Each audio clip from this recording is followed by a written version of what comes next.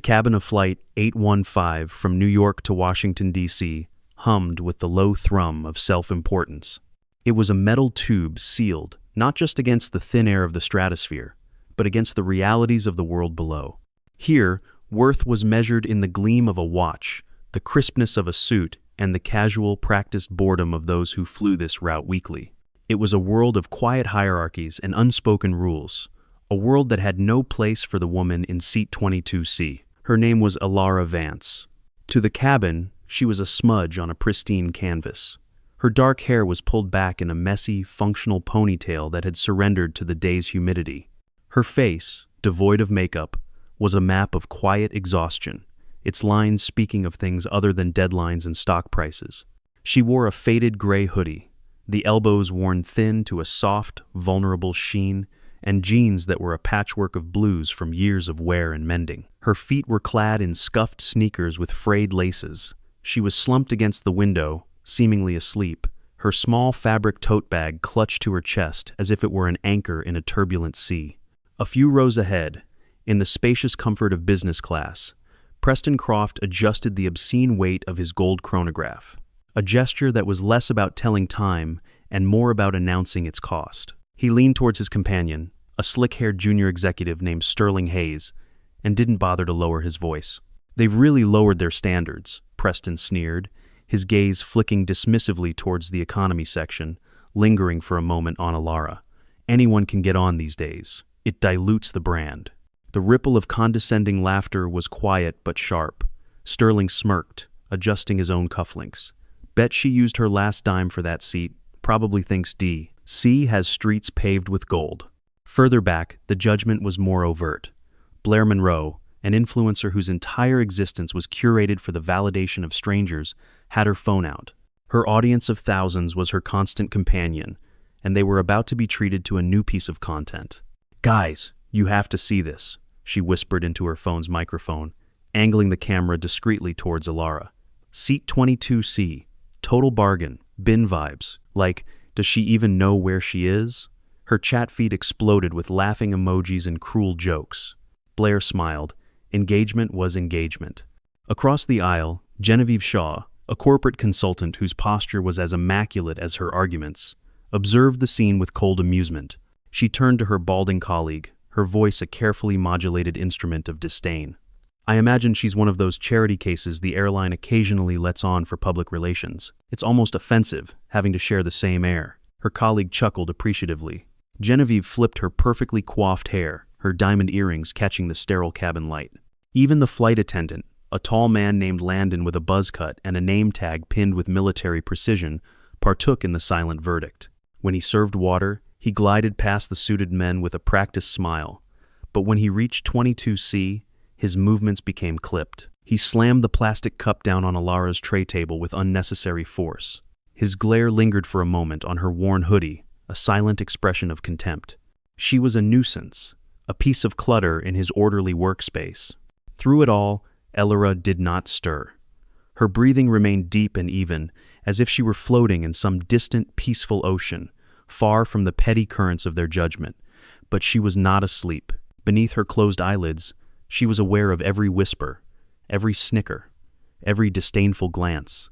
Her fingers, resting on the worn canvas of her tote, twitched ever so slightly, a single, minute tremor in an ocean of calm. It was the only sign that she had heard them, the only sign that she was listening. The cabin hummed on, a self-contained ecosystem of arrogance and ambition. They had all reached their verdict. The woman in 22C was a nobody, a ghost at their feast, invisible in every way that mattered to them. And then, just as the plane reached its cruising altitude, a sharp crackle cut through the low murmur. The captain's voice, usually a smooth, reassuring baritone, came over the intercom tight with an unfamiliar tension. "Folks, a moment of your attention. We've received an unidentified warning signal from air traffic control. Please remain calm and stay in your seats." For a single, suspended heartbeat, the cabin went dead silent. The hum of self-importance was replaced by the cold, sharp prick of fear.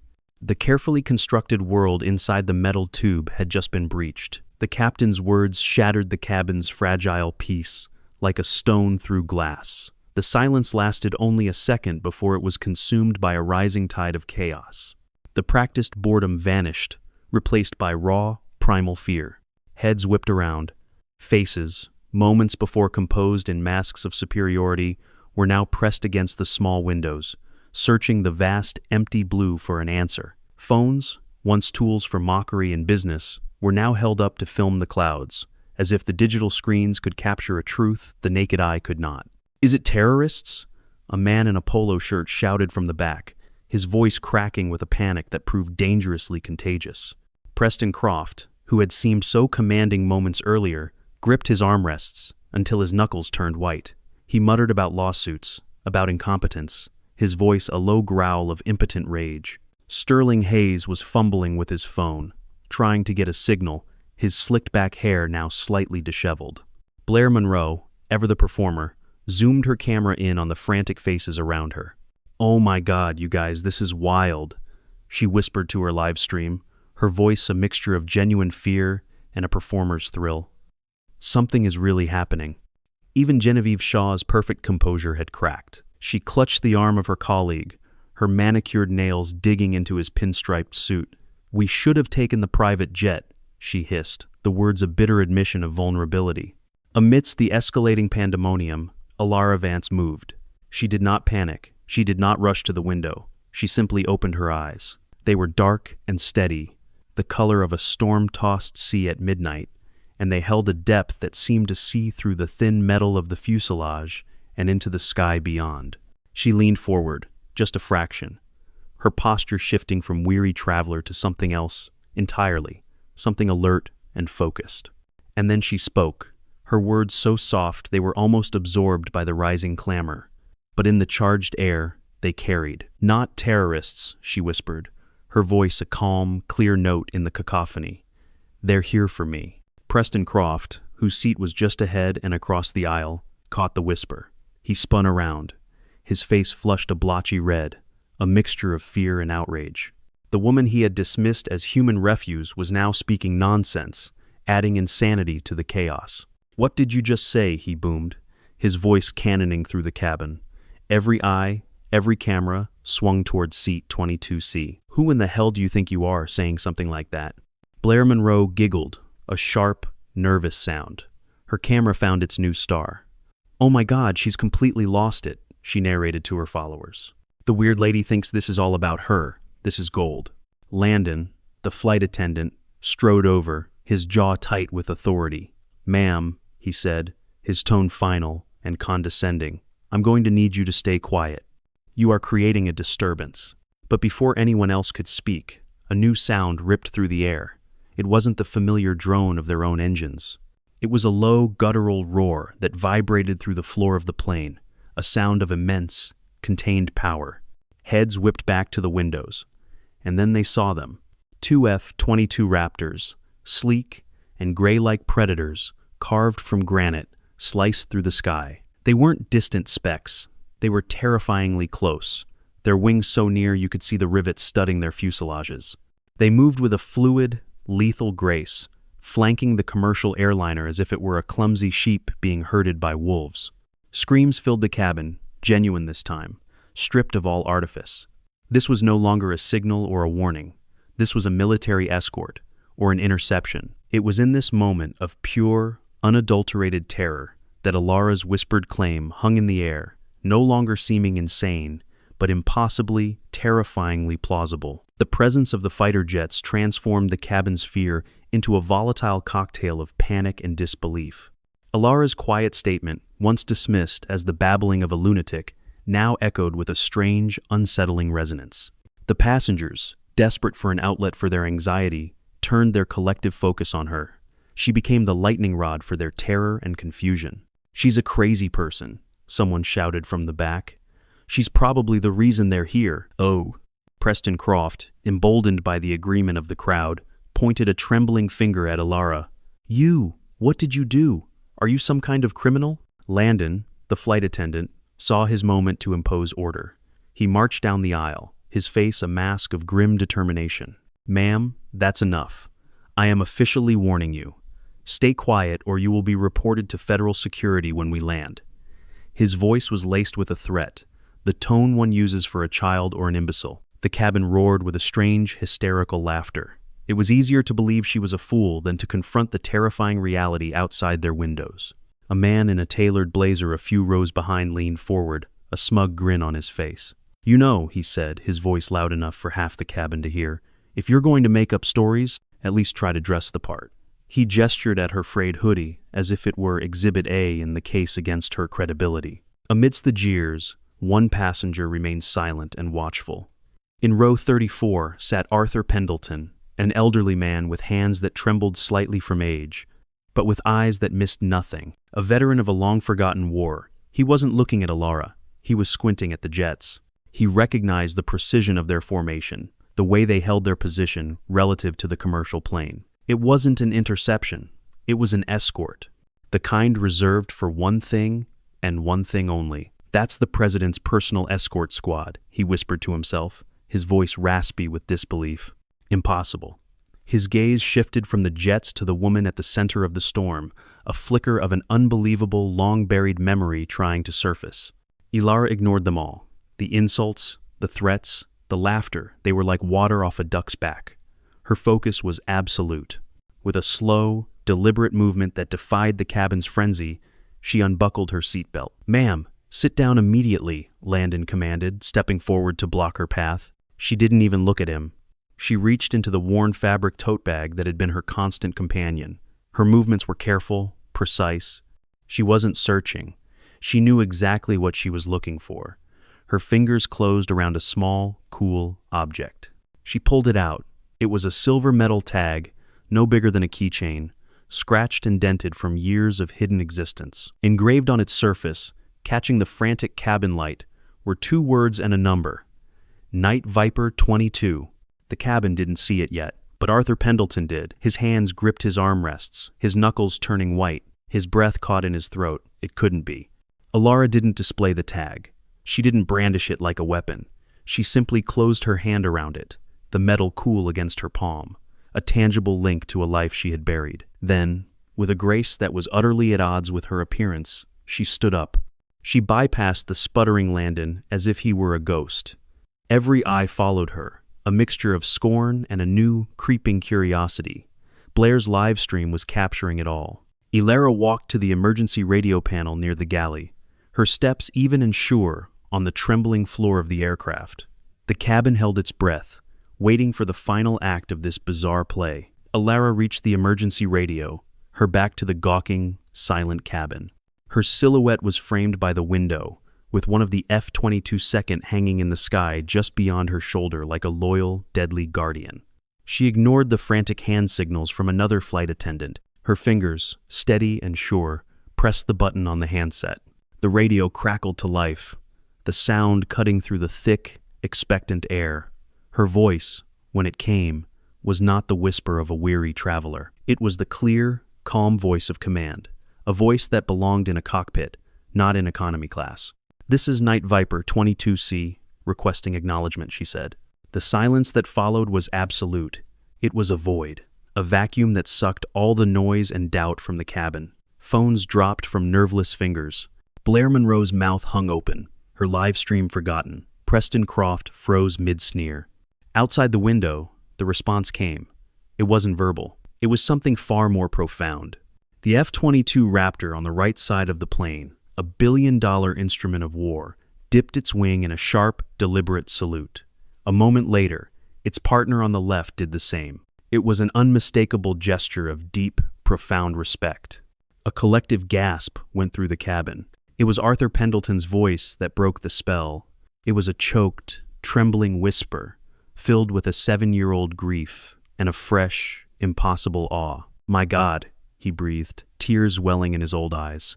Night Viper. Night Viper was reported killed in action 7 years ago. She took a missile meant for Air Force One. As his words hung in the air, a new shape emerged from the clouds ahead. It was vast, majestic, and utterly unmistakable. The iconic blue and white livery, the gleaming fuselage, the bold words, "United States of America," emblazoned on its side. Air Force One. It wasn't just flying by. It was slowing, matching their speed, taking up a position directly in front of them. The radio in the cockpit, patched through to the cabin speakers by a stunned captain, crackled again. This time, the voice was different, deep, authoritative, and filled with an emotion that resonated through the plane. Night Viper 22, welcome back. The Commander-in-Chief sends his regards. We owe you everything. The illusion was shattered. The reality was so immense, so staggering, that it broke the fragile minds of those who had built their world on judgment and status. The woman in the faded hoodie was not a nobody. She was a ghost, a legend, a national hero who had walked away from a reported death, and the most powerful man in the world had just sent his personal aircraft to find her. Preston Croft sank into his seat, his face the color of ash. Genevieve Shaw stared blankly, her carefully constructed world collapsing around her. Blair Monroe's phone lay on the floor, its screen dark. For the first time in years, she was experiencing a moment without an audience, and it left her utterly hollow. Alara Vance, Night Viper 22, stood by the radio, her hand pressed over her heart, clutching the small metal tag. She didn't turn to face the cabin. Her eyes were fixed on the sky, on the planes that had come to bring her home. The cabin was no longer a space of judgment. It was a chamber of revelation, thick with the weight of shame and awe. The air, once filled with sneers and whispers, was now punctuated by quiet sobs and shaky, indrawn breaths. The passengers looked at Alara, but they weren't seeing a woman in a worn hoodie anymore. They were seeing the ghost of a hero, a living embodiment of a sacrifice they had only read about in history books. A young mother named Emily, who had been quietly trying to shield her toddler from the chaos, was the first to speak. Her voice was soft but desperate, as if she needed to hear the truth from its source to make it real. Is it true?" she asked, her eyes wide and pleading. "Are you really her?" The entire cabin seemed to lean in, waiting for the answer. Alara finally turned, just enough to meet the young mother's gaze. A small, sad smile touched her lips, a flicker of warmth in her storm-gray eyes. "I'm just Alara," she said, her voice steady. "But yes, I flew for you, for him." She nodded subtly towards the sleeping child. Emily's eyes filled with tears, and she hugged her son closer, her breath catching in a sob of gratitude and wonder. The wall of animosity had crumbled, replaced by a flood of remorse. Landon, the flight attendant, approached her, his face flushed with a deep, burning embarrassment. "Ma'am, I didn't know," he stammered, his eyes darting to the floor. "Can I get you anything? Water? A blanket?" The offer was small, a pathetic gesture against the mountain of his disrespect, but it was all he had. Alara looked at him, and for the first time, her gaze softened with something akin to pity. "I'm fine," she said, her voice gentle but firm. It was not a forgiveness, but a dismissal. He was no longer important enough to warrant her anger. As Landon retreated, the applause began. It started with Arthur Pendleton, his trembling hands coming together in a slow, rhythmic clap. Then others joined, one by one, until the entire cabin was on its feet, a roaring standing ovation filling the space where mockery had once echoed. They were clapping for her heroism, for her survival, but also for her silence. They were clapping to drown out the memory of their own ugly words. Alara did not acknowledge the applause. It was a currency she had no use for. Suddenly, a frustrated voice cut through the noise. A salesman named Jeff, his face red with confusion, stood up. "This doesn't add up," he shouted, needing to find a flaw in the narrative. "If you're some big hero, why didn't you say something? Why let us treat you like that?" It was the question hanging in every guilty mind. Alara didn't look at him. She adjusted her tote bag, her fingers brushing the worn zipper. Her voice, when she replied, was calm and carried the finality of a closing door. "I don't owe you my story." The words silenced him mid-sentence. He sank back into his seat, the cabin's applause swelling once more, this time with a new understanding. Her dignity was not for them. Her story was her own. For a moment, the third-person narrative could see into her past. It saw a younger woman on a tarmac, her hair pulled tight under a flight helmet. It saw the chaos of a sky filled with enemy fire, the gut-wrenching decision to swerve her jet into the path of a missile meant for Air Force One. It saw the fiery explosion, the impossible escape, and the years that followed, a quiet, deliberate vanishing. She had let the world believe she was dead because the legend of Night Viper was a cage she no longer wished to inhabit. She chose diners over state dinners, anonymity over awards, She chose to be just Alara. In her tote was a single creased photo of her, and a tall, quiet man in a suit, her husband, the only person who knew her truth. That was all the world she needed. As the plane began its descent, escorted by the most powerful aircraft in the world, Alara sat back down in seat 22C. She closed her eyes, not in weariness, but in peace. The judgment of the passengers had been a small, insignificant squall. She had flown through much worse storms. Landing at Washington, D.C. was not a normal arrival. The tarmac was a circus. News vans lined the perimeter like vultures, their satellite dishes aimed at the sky. Reporters shouted questions into the wind. This was the biggest story of the decade, the hero who returned from the dead. As the passengers deplaned, they stepped not onto a quiet jet bridge, but into the harsh glare of reality.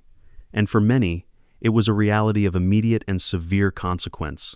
Preston Croft's phone buzzed. It was the chairman of his board. He listened for 30 seconds, his face going from ashen to ghostly white. Fired, he mouthed silently. His company's biggest client, a defense contractor with deep patriotic ties, was run by a distant cousin of Alara's family. One word from them, a word she never had to say herself, and his career was vaporized. Blair Monroe's live stream had indeed gone viral, but not in the way she dreamed. The clips of her mocking Alara, now intercut with footage of Air Force One, spread like wildfire. She was the face of arrogant ignorance. By the time she stepped into the terminal, her sponsorships were gone, and her comments section was a raging river of hatred. Her digital world had turned on her. Consequences fell like rain. Genevieve Shaw's firm issued a public statement distancing themselves from her unprofessional conduct. Landon was immediately reassigned to baggage handling on the graveyard shift, his name a cautionary tale whispered among airline staff. The frat boys who had jeered from the back deleted their videos, but it was too late. Screenshots were everywhere, and their university's dean of students was waiting for their call. Alara saw none of it. She stepped off the plane last, her frayed hoodie a stark contrast to the pomp and circumstance awaiting her. She didn't stop for the cameras, didn't answer the shouted questions. She just walked, her tote slung over her shoulder, her steps even and sure. Then, the crowd of reporters parted as if by an invisible force. A man in a plain jacket and simple trousers walked towards her. He had no entourage, no visible signs of power, yet the air around him crackled with an authority that silenced the entire tarmac. It was her husband, Caleb. He reached her, and she looked up, her storm-gray eyes finally softening. He didn't hug her or make a grand scene. He simply stood beside her, his hand briefly brushing hers, a small, private gesture that conveyed a universe of shared history and understanding. A burly security guard, his face a mask of nervous respect, approached them. "Ma'am," he said, his voice low, "we have a car waiting. Orders from the top." He gestured toward a black, armored SUV. Alara nodded once. She and Caleb walked towards it, the crowd parting before them. They stepped inside, and the vehicle pulled away, its tinted windows offering no glimpse of the woman within.